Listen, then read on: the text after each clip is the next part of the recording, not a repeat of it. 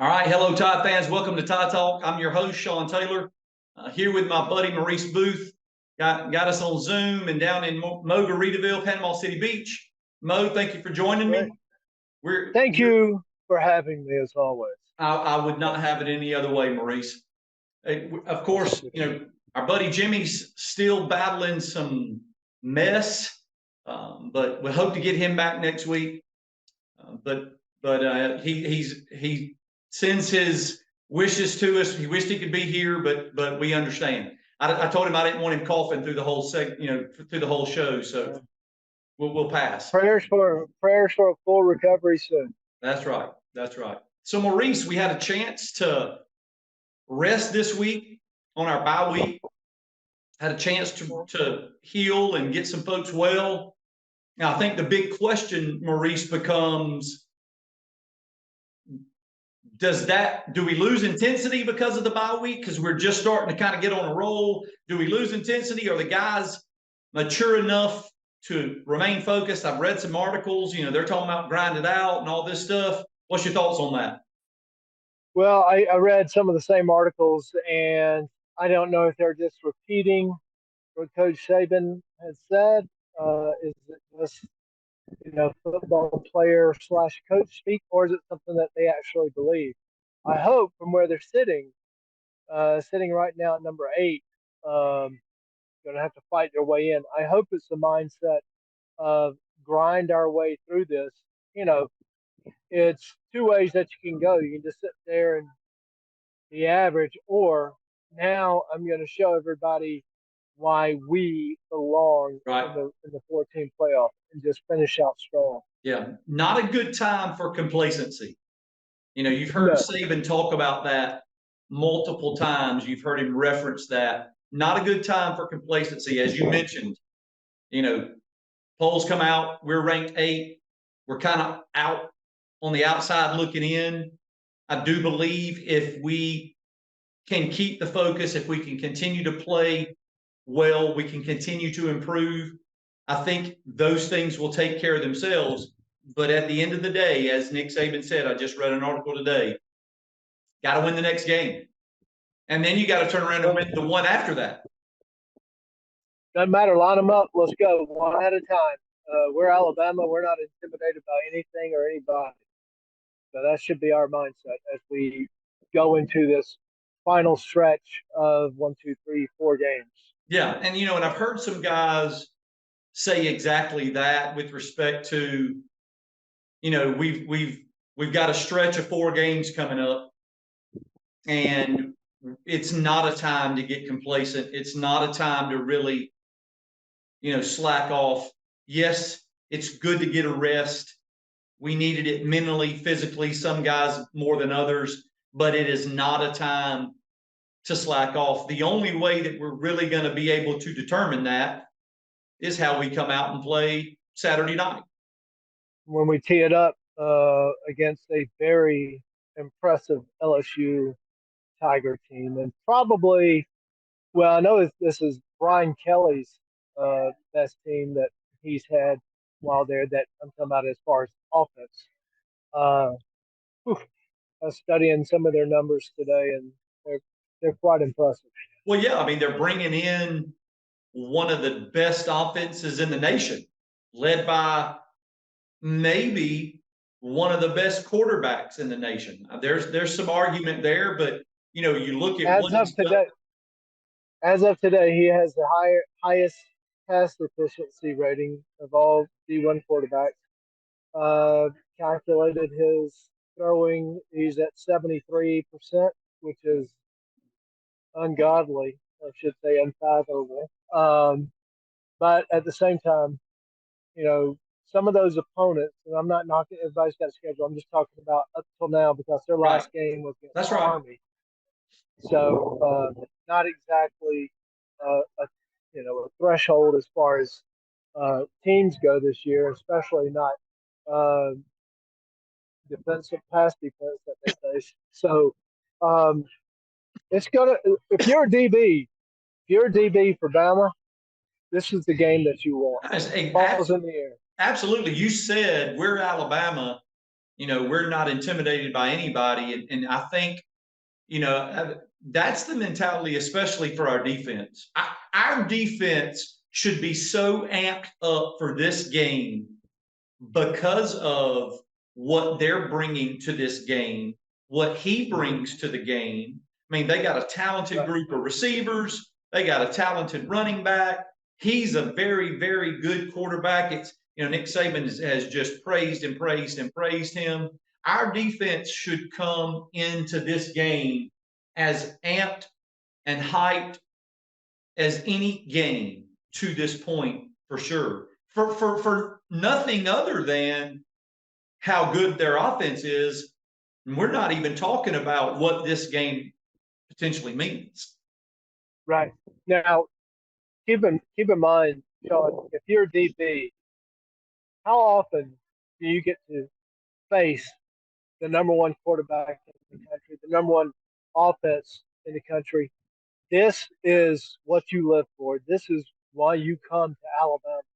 And I mean, usually your top-rated quarterbacks are going to be somebody out west, somebody in the Mountain West, somebody that doesn't have a schedule that's going to face, incredible defenses, pass defenses. And this Alabama defense, and I've said it before, I've said it for the past couple of weeks, is one of the most impressive. I hate to give them the kiss of death. I don't think I am. But I think they are one of the most impressive defenses so far under Saban because they've been playing lights. Yeah, let's go back to Tennessee. Gave up the opening drive. And although we're all sitting on the edge of our seats thinking our defense isn't standing up, we gave up 2 field goals there in the first quarter when we could have easily at least given up 1 touchdown. Yeah, absolutely. This defense rises to the occasion, and they know their worth. And then I think they get a little ticked off, and they start. Trying to think of a good. I don't want to. This is, you said PG-13, right? Yes. This is a defense that accepts the challenge and says, "Here I am. Let's go." Well, I'm here for you. And Maurice, I think we said way early on, maybe before the season started when we were getting ready for the show, this is a defense that now does not just look for Will Anderson to make a play for them. This is a defense, a collective body of players playing together, everyone making plays. And so I think that's huge as our season has progressed, because as we just talked a week or so ago, look, we were a little concerned about our front seven, our defensive line, and man, lately those guys are showing out. Yeah, they are a run-stopping front line. They can put pressure on you just rushing, in some cases 3, but it's beautiful to have somebody like Chris Braswell on one side, Dallas Turner on the other. I was listening to ESPN radio the other day, and not that they're the end-all be-all, but one of the scouts was saying that the question was asked, "Who's the most impressive player you've seen in college football this year?" He said, "Well, I've seen Brock Bowers. He's out." So he said, "Honestly, right now, the one player that's playing that is the most impressive, and I've seen him up close, is Dallas Turner." He said, "People don't realize, because of Will Anderson last year, absolutely, how incredible intense this guy is." And then you got Chris Braswell, who's come out, I don't say nowhere, but kid's making a name for himself. Yeah. And intensity. And I hadn't even mentioned Lawson. But I mean, this defense, that front, when you can rush 3 or 4 and put pressure, and you got to keep it back in, and the quarterback's looking around, got his head on a swivel now. Yeah. Well, that's going to be like. That's Maurice, Alabama football. That's a great lead into the second segment. So let's come back to that. Let's take a quick break, because what you just said is going to be very important, I think, for this next game with respect to putting pressure on the quarterback and him having his head on a swivel. So let's take a quick break. Hold your seats, Tide fans. We'll be right back with Tide Talk. Beam wins it on a last-second kickoff return, and it's all thanks to the Big G. He's only about a foot tall, and he's not great at catching since he doesn't have any arms. But boy, when he does, he's end-to-end in a blink thanks to that 1 gig speed that makes him so special. You can tell his teammates just love playing with him. Maybe a little too much. Gig speed from Beam, made for football, available everywhere. All right, welcome back, Tide fans. Hey, Maurice, great lead into this next segment as we talk about our defense, how they've grown. It's not just one player. You got Dallas Turner, Chris Braswell. You talk about Deontay Lawson, who's a stud. But then, man, we hadn't even gotten back to the DBs where you're talking about Kool-Aid McKinstry and maybe Terrion Arnold is equally as good as Kool-Aid McKinstry. I mean, when you look at the number of attempts that the times they've thrown at him and then, going on back to Caleb Downs being a freshman, and so, you talk about all of these guys, and then go back to getting pressure on the quarterback. One thing that we struggled with last year in this game, we got pressure on the quarterback, but we didn't stop his feet. Right. And this year, it seems like we've got a group of guys that have a pretty good understanding of how to do that. Man, he's going to make plays. He's the best quarterback in college football right now. He's going to make plays. But if we can limit those, that is going to be the key. What's your thoughts on this defense being able to do that? Well, I don't 100% agree with you. Calm down. Don't get worked up.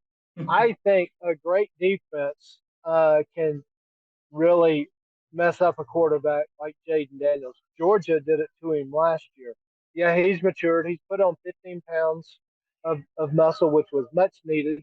And I pretty much think that Brian Kelly is probably telling me, like, look, you can't, because he was reckless. He's been reckless when he scrambles to where you cringe, watching him because you don't want to see any player get hurt. He's taking his licks. But I do believe that we can stop him is if we will, because and the only reason I say that, Joe Milton hasn't lived up to expectations. In that first quarter, he was shredding us. I mean, he was throwing. We're playing soft coverage. Corners were off. He was hitting them and looked good on slants and so forth.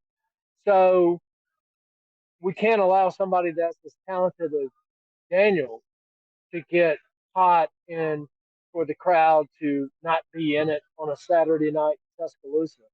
We have to constantly be on him.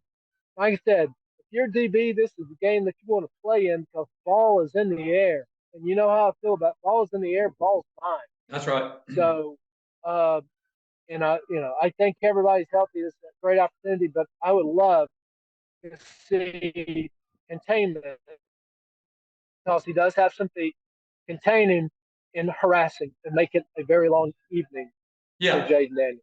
Yeah, I think a big part of this, and I'm really interested to see how it shakes out, is going to be the experience of Kevin Steele.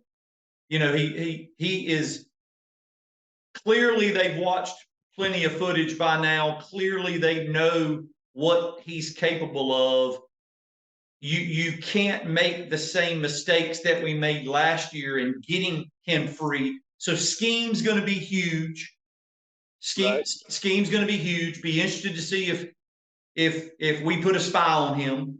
That'll be interesting to see. I think we have the personnel to be able to do that because I believe we can play man coverage on anybody. And they have some talented receivers. Neighbors, Lacey, 2 really good receivers.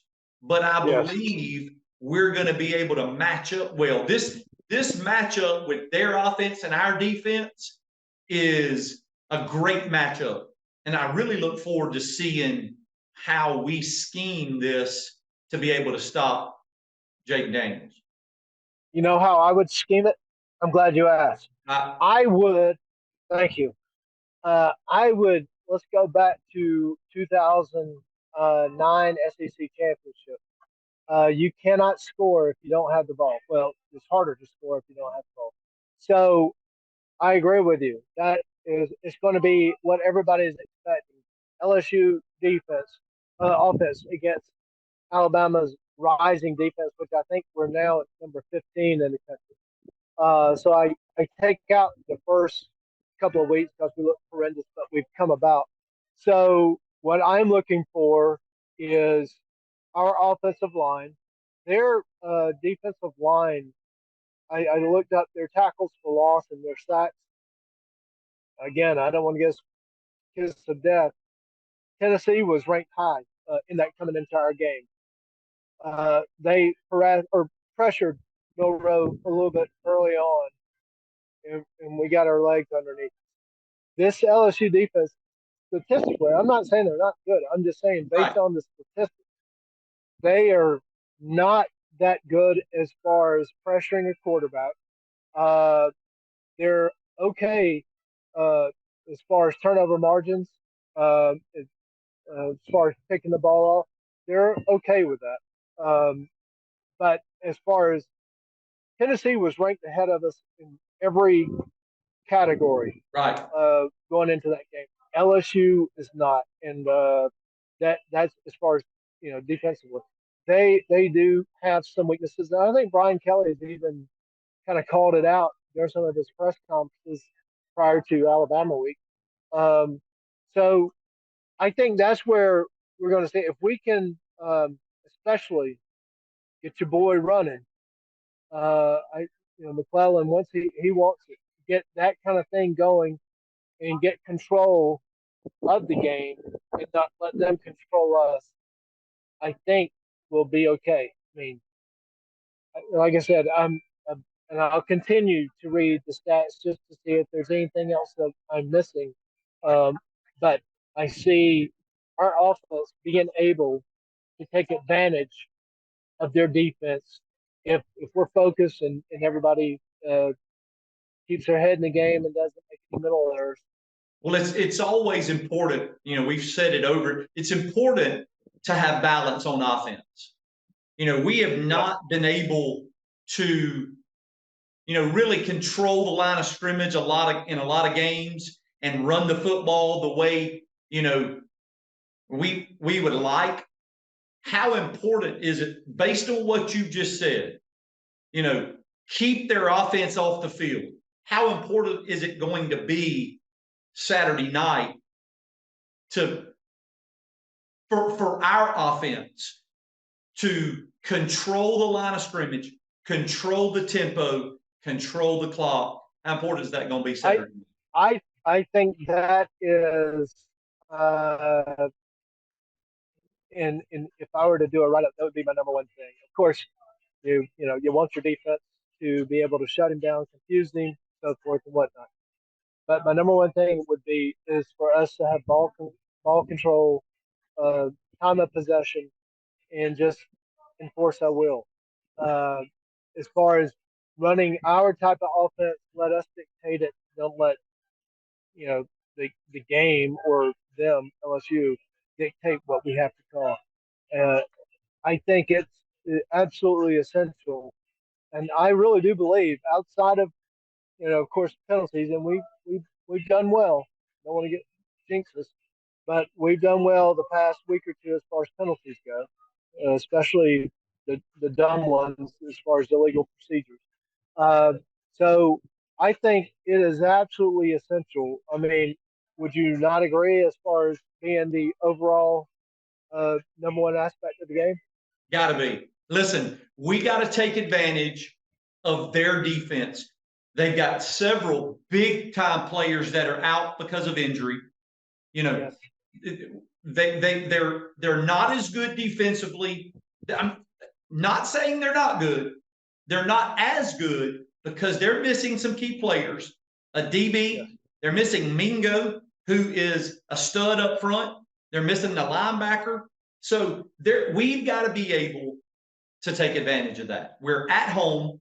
Our noise and crowd should play an impact in the game, and we should be able our offense against their defense is the key. Head to head, their offense and our defense is going to be a battle, but our offense should be able to dominate their defense. Hold that thought. We're going to take another quick break.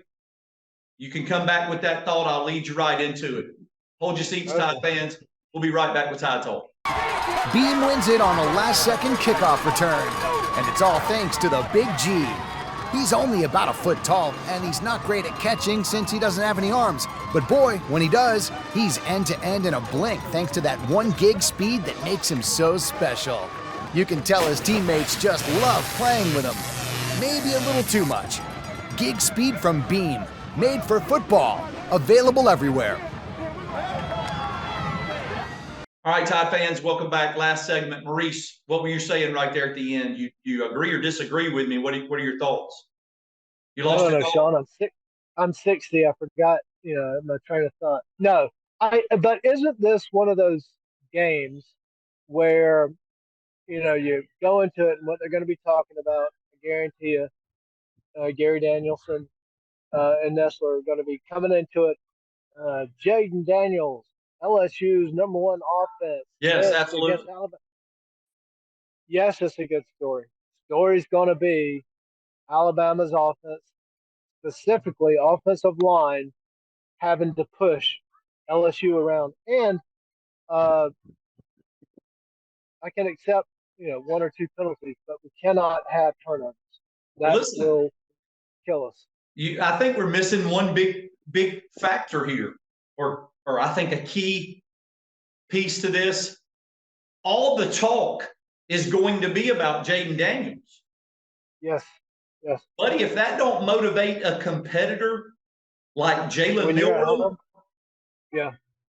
If that don't, he's going to want to show. It's a primetime game. He's going to want to show everybody, not necessarily that he's a better quarterback, but they need to be talking about him after the game. This is why you come to Alabama.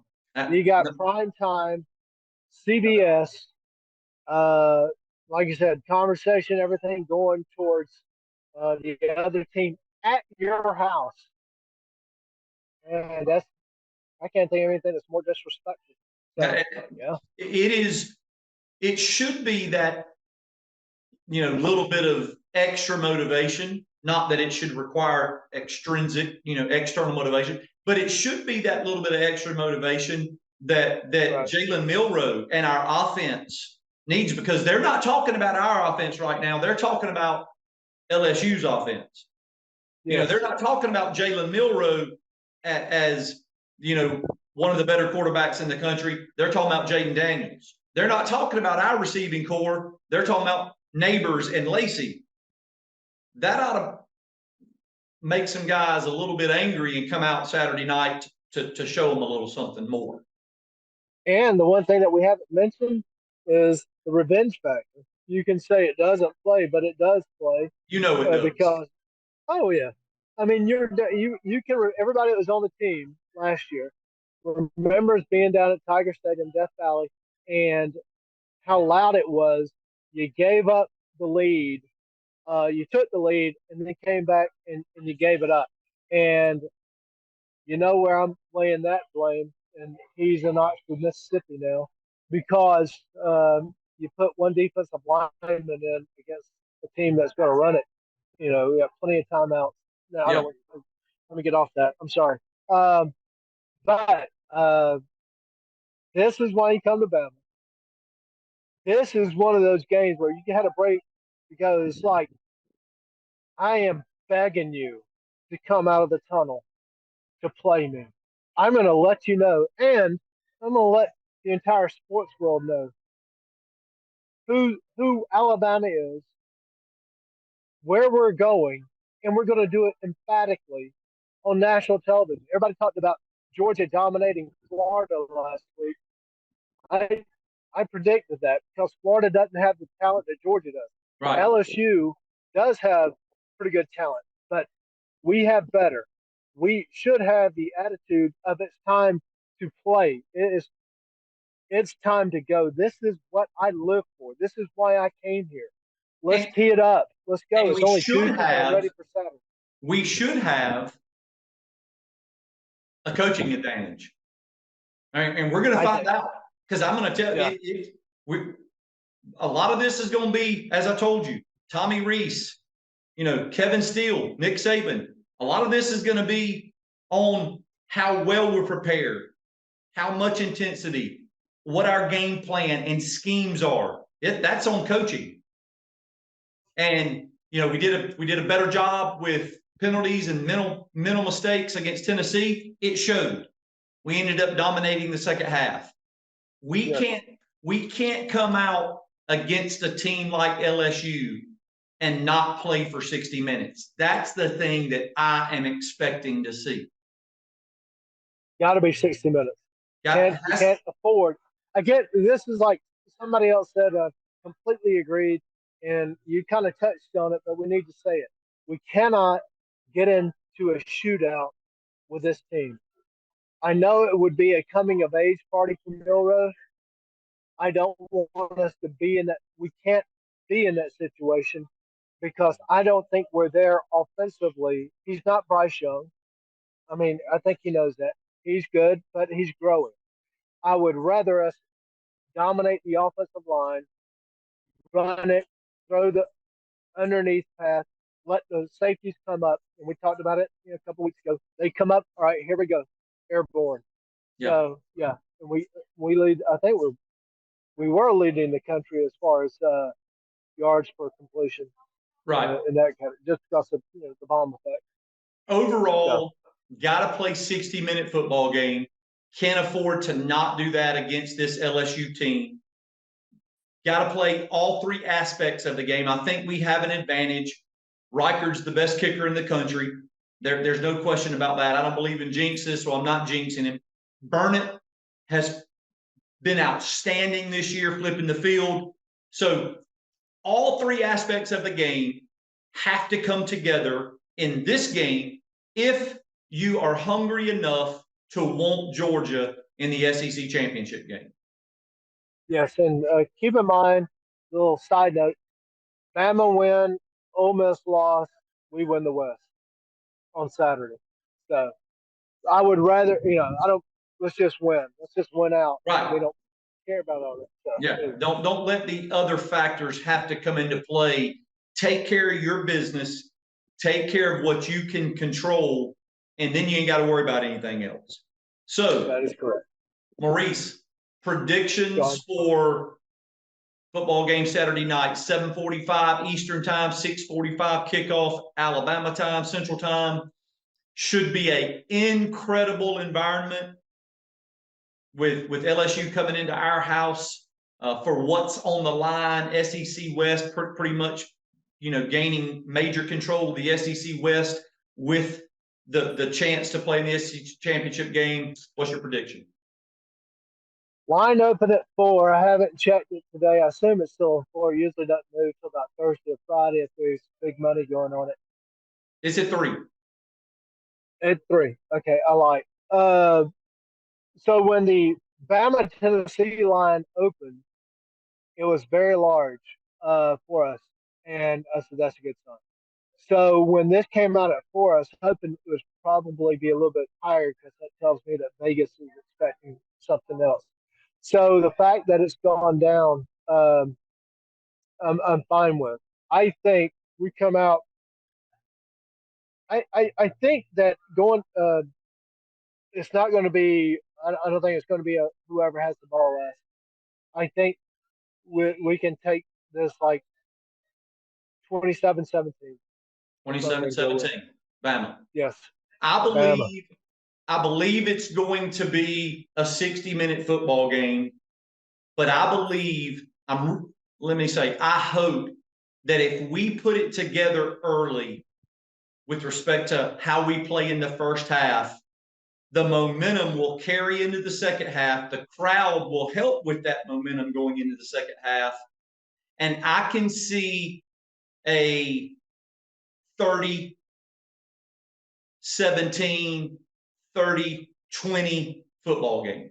I can see us winning by double digits, 2 scores. Yeah. If the only thing that scares me, we've shown the propensity in one game, I can't remember, dominating the first half, come out flat, third quarter, and just kind of sit on our laurels. 60 minutes. I think we got to go to 60 minutes. I think our defense needs to be if Daniels goes to the concession stand to buy a Coke, you pay for it. You know what I mean? Wherever he goes, you're there. He never gets lonely on that football field for 1 second. Correct. That's how it has to be. Correct. Well, Right? Mo, we know it's going to be a good one. Should be an incredible crowd, and I'll tell you what it's like because I will be there. Oh, well, go ahead and just drop that out into the Bama universe. And I was able to pick up some tickets. I am taking my bride. She has never been to Tuscaloosa. She has never been to Bryant-Denny Stadium.